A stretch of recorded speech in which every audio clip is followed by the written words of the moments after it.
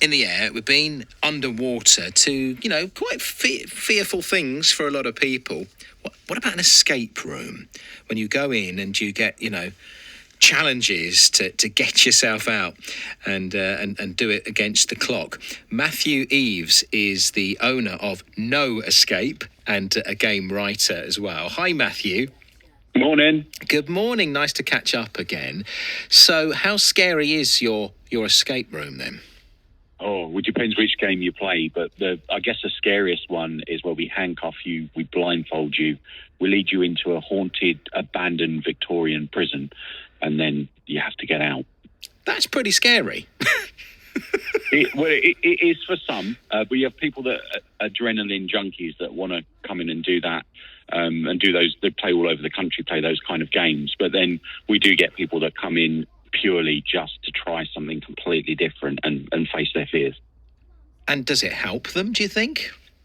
Well, they keep booking. I mean, they keep coming back. So we've got like 10 rooms now across Essex and ranging from all sorts of different styles and themes. But the scarier ones are the best-selling ones, and they are the ones that they get the repeat customers. So they get customers that come back to play it again just to watch on the second time. So they might bring their nan and granddad with them just to watch their nan and granddad play and go through the same experience. It is fun to watch. So there's a desire then, is there, for you, I suppose, to keep up with this desire to try and make things scarier and scarier? The games are getting bigger. We're making bigger games than we used to. More rooms, more secret passages, more tunnels. But yes, generally we are raising the game really because people want to be scared. They want to pay to be scared. Wow. It's a thought. Maybe they are doing it to like conquer fears. I mean, like, the thought of being blindfolded and handcuffed and trying to sort something out is pretty daunting. But maybe it's their way of sort of challenging their fears, pushing themselves out of their comfort zone. Yes, well, everyone's disorientated when they go into an escape room. And I should point out here that we never lock the door, so anyone can get out at any point if they want to, so the door isn't locked. But they're completely disorientated. They've never been in the place before. They don't know what's coming in front of them.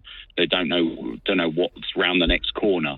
And that's what makes them fun, I guess. That's why people keep coming back.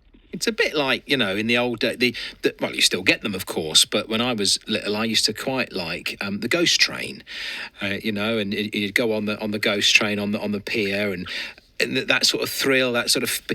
It's the screaming element because something's popped out and jumped out in front of you. I'm not so good at it these days. I'm really jumpy. The toaster makes me jump these days. I mean, I don't know whether is it an age thing? Are we braver when we're younger? I think the younger teams they don't generally play the big scary games, but the younger teams are the ones that, if you've got children on your team, you're more likely to win an escape room than if you haven't, is what I would say there. Kids find things and see things completely different to adults when they play the games. But yeah, I mean, the youngest we'll have in the Governor, which is where we handcuff you, blindfold you and throw you in jail, is an 8-year-old. Anything lower than that, we wouldn't do it. Yes, I think you're right. I did one escape room at Christmas, not in Essex actually. It was a few miles away with the nephews, visiting the nephews, and it was a Christmas themed one. I'd still be in there if I hadn't have been with my younger nephews. I don't know how people's minds work, but clearly it's big business now, isn't it? Yes, yeah. I mean, we started in Chelmsford in 2017. We're just planning our 13th and 14th site across the country, so it's big for us. But there's 806 escape rooms in the UK, so there's probably about 2,500-3,000 actual rooms in those venues. So yeah, it's big. It's big now. What scares you, Matthew? Trees. I don't like heights. So last week we went up and did the Go Ape experience, and that was brilliant. But yeah, my legs don't like that. So yeah, I don't like height. Did it help you when doing it? The second time I've done it is a lot easier than the first time. But I agree that once you've done something the first time, it's a lot easier the second time. But yeah, I don't like heights at all.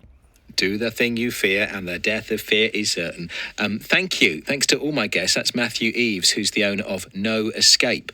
There are escape rooms popping up all over Essex and beyond now, and interesting to hear. The scarier, the better, it seems. So what would put you out of your comfort zone, and have you done it? Have you took yourself out of your comfort zone? 0800 111 40